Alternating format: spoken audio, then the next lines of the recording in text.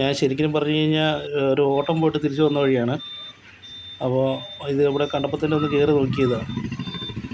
ഞാൻ പോയത് കാട്ടാക്കടയ്ക്ക് പോയതാണ്. കാട്ടാക്കടയിൽ നിന്ന് തിരിച്ച് വന്നത് പാലായ്ക്ക് ഉള്ള വഴിക്ക് തിരിച്ച് പോകുന്ന വഴിക്ക് കണ്ടതാണ്. അതായത് നമ്മുടെ കാട്ടാക്കടയിൽ നിന്ന് ഇങ്ങോട്ട് പോകുന്ന നെടുമങ്ങാട്, പാലോട് അങ്ങനെ കിടന്ന് വന്ന വഴിക്കാണ് തെന്മല എത്തിയത്. തെന്മല കഴിഞ്ഞ് പിന്നെ പുനലൂർ, പത്തനംതിട്ട, റാന്നി, മണിമല അങ്ങനെ പോകാൻ വേണ്ടിയാണ് ഉദ്ദേശിച്ച് പോകുന്നത്.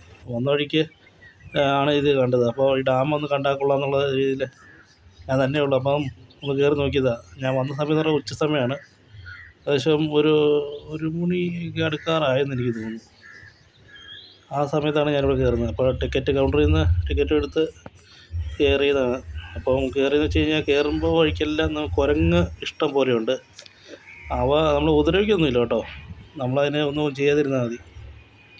ഞാൻ കയറിപ്പോയപ്പോഴും അത് നമ്മുടെ സൈഡിൽ കൂടെ ഇരുന്ന് കളിക്കുന്നൊക്കെ ഉണ്ട്. പക്ഷേ നമ്മളതിനെ തൊടുകയോ പിടിക്കുകയൊന്നും ചെയ്യാതിരുന്നാൽ മതി. ഇപ്പോൾ ഞാനങ്ങോട്ട് കയറിപ്പോയപ്പോഴത്തേനും കാര്യം പറഞ്ഞാൽ വെള്ളമൊന്നും കയ്യിലില്ല. നല്ല വെയിലായതുകൊണ്ട് മുകളിൽ ചെന്നപ്പോഴത്തേനും ശരിക്കും മടുത്ത് പോയായിരുന്നു. പിന്നെ കയറി പോകുന്ന വഴിയായാലും ആ സമയമായാലും കയറി പോകാൻ നല്ല ഇത് കൂട്ടായിരുന്നു. നല്ലൊരു ഭംഗിയുണ്ട് കയറി പോകാനൊക്കെ. അത്യാവശ്യം നല്ല കാര്യങ്ങളുണ്ട്. പിന്നെ ഈ വഴി തീർന്നു കഴിഞ്ഞാൽ പിന്നെ സ്റ്റെപ്പ് കയറിയാണ് ഞാൻ കയറിപ്പോയത് ഡാമിൻ്റെ മുകളിലെത്തിയത്. ആ സ്റ്റെപ്പ് കയറുന്നിടത്ത് മാത്രം ഇച്ചിരി വെയിലും കാര്യങ്ങളൊക്കെ ഉണ്ടെന്നുള്ളൂ. മുകളിൽ ചെന്നാലും ഡാമിന് മുകളിൽ ചെന്നാലും അവിടെ നമുക്ക് വിശ്രമിക്കാനുള്ള സൗകര്യവും കാര്യങ്ങളൊക്കെ ഉണ്ട്. എന്ന് വെച്ചാൽ ഇരിപ്പിടമുണ്ട്. അപ്പോൾ അവിടെ ഇരിക്കുകയും കാര്യങ്ങളൊക്കെ ചെയ്യാം. പിന്നെ ഇവിടെ കണ്ടെന്ന് മനസ്സിലാക്കാൻ വേണ്ടി ഞാൻ കയറി നോക്കിയതാണ്. ഇപ്പം കയറിയത് ഞാനൊരു 3/4 മണിക്കൂർ കൊണ്ട് മുകളിൽ ചെന്ന് ഇതെല്ലാം കണ്ടിട്ട് തിരിച്ചിറങ്ങി പോരുകയും ചെയ്തു. 1 മണിക്കൂർ താഴെ എടുത്തുള്ളൂ ഞാൻ ഇവിടെ കയറി പോകാൻ. ഈ പോകുന്ന ഈ സ്റ്റെപ്പുകളെല്ലാം സൈഡിൽ കൂടി കുരങ്ങുകളുണ്ട്. നമ്മൾ സൈഡിൽ കയറുന്ന അങ്ങോട്ട് പോയാൽ മതി. ഞാനങ്ങനെ പോയത്. സ്റ്റെപ്പ് നിറച്ച് കുരങ്ങ് നടക്കുന്നുണ്ട് അങ്ങോട്ടും ഇങ്ങോട്ടൊക്കെ. നമ്മളത് നോക്കട്ടെ, പതുക്കെ സൈഡിൽ കയറുന്ന അങ്ങോട്ട് പോയാൽ മതി. അവരവിടെ നിന്ന് കളിക്കുകയൊക്കെ ചെയ്തോളും. പിന്നെ ഞാൻ കയറിപ്പോയപ്പം വേറെ ആരും ഇല്ലായിരുന്നു. മുകളിൽ 1-2 ഫാമിലി ഉള്ളായിരുന്നു. വേറെ ആരും ഇല്ല. ഈ പോകുന്ന വഴിയായാലും നല്ല വിജനമാണ്. ആ വണ്ടി ഇട്ട് ഏകദേശം 1 കിലോമീറ്റർ അടുത്ത് ഏകദേശം ഉണ്ടെന്ന് എനിക്ക് തോന്നുന്നു നടന്ന് കയറാനുള്ളത് ഡാമിന് മുകളിൽ വരെ. ഒരു എക്സ്പീരിയൻസാണ് നമുക്ക് പോകുന്നത്. പിന്നെ അന്ന് ഞാൻ പോയൊരു ദിവസം വർക്കിംഗ് ഡേ ആയതുകൊണ്ട്, അല്ലെങ്കിൽ അവിടെ എഴുതി വെച്ചിട്ടുണ്ടായിരുന്നു വണ്ടി സൗകര്യം ഉണ്ടെന്നുള്ള രീതിയിലേ. നിശ്ചിത ആളുകളെ കൊണ്ട് ബസ്സും പിന്നെ അതിൻ്റെ ജീപ്പ് ആയതുകൊണ്ടാണ് തോന്നുന്നു വണ്ടി സൗകര്യമുണ്ട്. അതിപ്പോൾ ഞാൻ പോയതൊരു വർക്കിംഗ് ഡേ ആണ്, ഉച്ച സമയം ആയതുകൊണ്ട് കണ്ട അതില്ലാത്തൊരു ഇത് കൊണ്ട്. അപ്പോൾ ആൾക്കാർ കൂടുതലുണ്ടെങ്കിൽ അവരത് അറേഞ്ച് ചെയ്യുമെന്ന് തോന്നുന്നു. അതിന് ടൂർ പാക്കേജ് ആയിട്ടാണ് അവർ ഉപയോഗിക്കുന്നത് അറിയത്തില്ല. എന്തായാലും അതിൻ്റെ ഒരു ഇത് കൂടെ പറയുന്നത് കേട്ടായിരുന്നു, വണ്ടി സൗകര്യം ഉണ്ടെന്നുള്ള രീതിയിൽ. ഞാനത് വണ്ടിക്ക് പോകാമെന്ന് പറഞ്ഞാൽ ഞാനും കയറി കഴിയുമ്പോഴാണ് അവർ പറയുന്നത് ഈ സമയത്ത് വണ്ടി സൗകര്യം ഇല്ല, ആൾക്കാരുടെ എണ്ണം അനുസരിച്ച് അങ്ങനെയുള്ള രീതിയിലൊരു അവരെ ഭാഗത്തു നിന്ന് അറിയാൻ പറ്റിയത്. അപ്പോൾ പിന്നെ ഞാൻ എന്നാലും വന്നതല്ലേ എന്ന് ഓർത്തുകൊണ്ട് നടന്ന് കയറുകയും ചെയ്തു.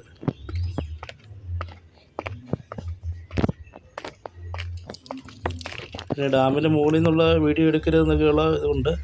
അതുകൊണ്ട് ഞാൻ ഡാമിൻ്റെ വീഡിയോ എടുത്തിട്ടില്ല. ഡാമിൻ്റെ വീഡിയോ എടുത്തിട്ടില്ല. ഡാമിൻ്റെ മുകളിൽ നിന്നുള്ള ഈ ജലാശയത്തിൻ്റെ ഒരു ഭാഗം മാത്രമേ ഞാൻ ഈ വീഡിയോയ്ക്ക് ഉൾക്കൊള്ളിച്ചിട്ടുള്ളൂ. അവർ പ്രത്യേകം എഴുതിയിട്ടുണ്ട് അവിടെയുള്ള വീഡിയോകളൊന്നും എടുക്കരുതെന്നുള്ളത്. അതുകൊണ്ടാണ് അത് ഉൾപ്പെടുത്താത്തത്. പ്രത്യേക അനുവാദം വാങ്ങിക്കണമെന്നൊക്കെ ഉണ്ട്. എന്തെങ്കിലും സുരക്ഷാ കാരണങ്ങളുകൊണ്ടായിരിക്കും ഡാമിൻ്റെ അങ്ങനെയുള്ള വീഡിയോ എടുക്കരുതെന്ന് മേളിലിരിക്കുന്നത്. മേളിൽ എഴുതിയിട്ടുള്ളൂ. താഴെ അങ്ങനെ ഇതൊരു കണ്ടിട്ടില്ലായിരുന്നു. അതുകൊണ്ട് താഴെ നിന്നുള്ളൊരു വീഡിയോ ഇട്ടേക്കുന്നത്. ഡാം കയറി പോകുന്നൊരു ഭാഗത്തിൻ്റെ ഒരു വീഡിയോ ഇട്ടേക്കുന്നത്. പിന്നെ പോകുന്ന വഴിയെല്ലാം നമുക്ക് ബോർഡ് വെച്ചിട്ടുണ്ട്. ഞാൻ പറഞ്ഞല്ലോ ഏകദേശം 1 കിലോമീറ്റർ അടുത്ത് കയറി പോകാനുണ്ടെന്ന് പറഞ്ഞല്ലോ. ആ പോകുന്ന വഴിയെല്ലാം ബോർഡ് വെച്ചിട്ടുണ്ട്, നമുക്ക് കയറി പോകേണ്ട ഏരിയയാണെന്നുള്ളത്. 2 വഴിയുണ്ടെന്ന് വെച്ചാൽ ഒരെണ്ണം വണ്ടികൾ പോകുന്ന വഴിയാണ്. അത് ഇച്ചിരി ദൂരം കൂടുതലുണ്ടെന്ന് തോന്നുന്നു. വണ്ടി നമ്മൾ നടന്നു പോകുന്ന സ്റ്റെപ്പ് കയറി പോകുന്ന വഴിക്കാണ് നമ്മൾ നടന്നു പോകുന്നത്. മറ്റേത് വണ്ടി പോകുന്ന ഇച്ചിരി വട്ടം കറങ്ങിയാന്നുള്ള രീതിയിൽ തന്നെ എനിക്ക് തോന്നിയത്.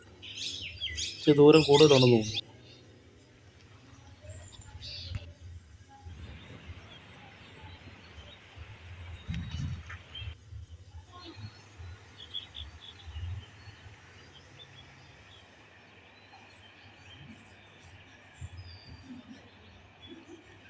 എനിക്ക് പെട്ടെന്ന് തിരിച്ച് പോരേണ്ടതുള്ളതുകൊണ്ട് ഞാൻ പെട്ടെന്ന് ഓടിച്ചിട്ട് കാണുക എന്ന രീതിയിൽ കണ്ടുപോരുക ചെയ്ത്. ഇതിന് തൊട്ടടുത്ത് തന്നെ ഒരു പാർക്ക് പോലൊരു സംഭവമുണ്ട്. കുട്ടികൾക്കായിട്ടുള്ള ഭാഗത്ത് പാർക്കും തൂക്കുപാലം, അതായത് ഈ താഴോട്ട് ഒഴുകി വരുന്ന വെള്ളത്തിൻ്റെ കുറുകെ ഒരു തൂക്കുപാലമുണ്ട്. അതൊന്നും ഞാൻ പോയ സമയത്ത് ഓപ്പൺ അല്ലായിരുന്നു. വൈകുന്നേരങ്ങളിൽ ഓപ്പൺ ആവുള്ളൂ എന്നാണ് അവിടെ കട നടത്തുന്ന ആൾക്കാരോട് ചോദിച്ചപ്പോൾ പറഞ്ഞത്. തൂക്കുപാലം ആൾക്കാരെ കയറ്റുള്ളൂ എന്നുള്ള രീതിയിലാണ് അവർ അറിയാൻ സാധിച്ചത്. പിന്നെ അതിനകത്ത് പാർക്കിനകത്തൊക്കെ കയറി കഴിഞ്ഞാൽ അവിടെ ഫോട്ടോ എടുക്കാനുള്ള സൗകര്യമൊക്കെ ഉണ്ടെന്ന് പറഞ്ഞു. അപ്പോൾ ഞാൻ ഈ സമയക്കുറവ് മൂലം ഞാൻ ആ പാർക്കിലൊന്നും കയറിയില്ല. ഞാൻ പുറത്തുകൂടി ഇതെല്ലാം കണ്ടു പോരുള്ളൂ. ഇത് ആ ഓപ്പോസിറ്റ് കാണുന്ന വഴി പാർക്ക് പോലുള്ള ഒരു ഭാഗമാണെന്ന് പറയുന്നത്. അവിടെ ശില്പങ്ങളും കാര്യങ്ങളൊക്കെ ഉണ്ടെന്നാണ് അറിയാൻ പറ്റിയത്.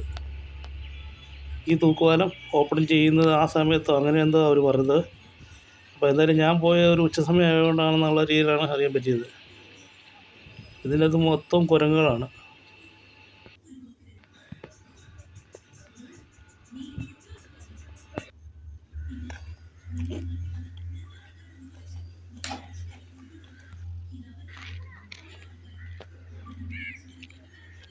സമയം ചിലവഴിക്കാൻ പറ്റിയൊരു സ്ഥലമാണ്. ഫാമിലിയൊക്കെ ആയിട്ട് പോയി ഞാൻ ലോഡുമായിട്ട് പോയ വഴിക്ക് എടുത്ത വീഡിയോ ആയത്. ഞാൻ പിന്നെ അതിൻ്റെ തൊട്ട് സമീപം തന്നെയുള്ള ബോട്ടിങ് ആ ഭാഗത്തൊന്ന് കയറിയായിരുന്നു. അവിടുത്തെ വീഡിയോ കൂടി ഒന്ന് കാഴ്ചകൾ കണ്ടിട്ട് പോരാലോ ഓർത്തുണ്ട്. വീഡിയോ എടുത്തൊന്ന് കാഴ്ചയും കാണാലോ ഓർത്തിട്ട് പോയതായിരുന്നു.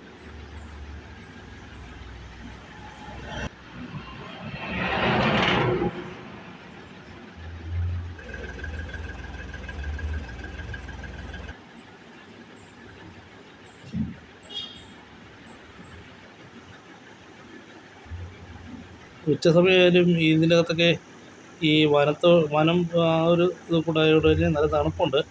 ആ ചൂടും കാര്യങ്ങളൊന്നുമില്ല. ശരിക്കും വേനൽക്കാലമാണെങ്കിൽ തന്നെ ഇവിടെ ചൂടും കാര്യങ്ങളൊന്നും അനുഭവപ്പെടുന്നില്ല അധികമായിട്ട്. ഉച്ച സമയത്ത് ബോട്ടിങ്ങിനും ആൾക്കാരും ഇല്ലായിരുന്നു ഈ ഒരു സമയം ആയതുകൊണ്ട് തന്നെ.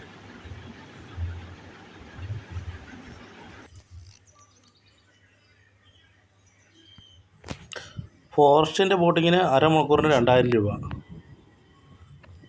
8 പേര് കയറാവുന്ന ബോട്ട്. 1 മണിക്കൂറാണെങ്കിൽ 3000 രൂപ. ഇക്കോ ടൂറിസത്തിനാണെങ്കിൽ 300 രൂപ വെച്ചും. അത് 24 പേര് കയറുന്നതുകൊണ്ട് 7 പേര് കയറുന്നുണ്ട്. പിന്നെ കൊട്ടവഞ്ചി ആണെങ്കിൽ 4 പേര് കയറുന്ന 400 രൂപ.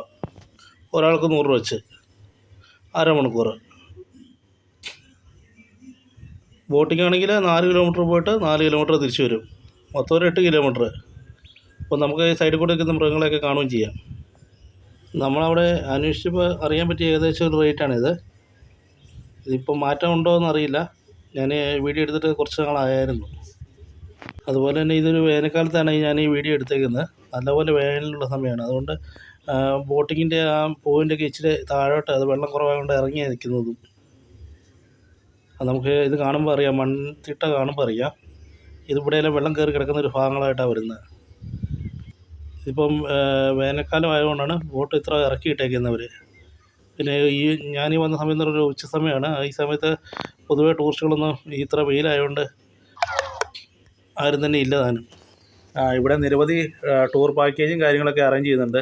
ഓഫ് റോഡ് ഡ്രൈവിങ്ങും കാര്യങ്ങളും എല്ലാം ഉണ്ട്.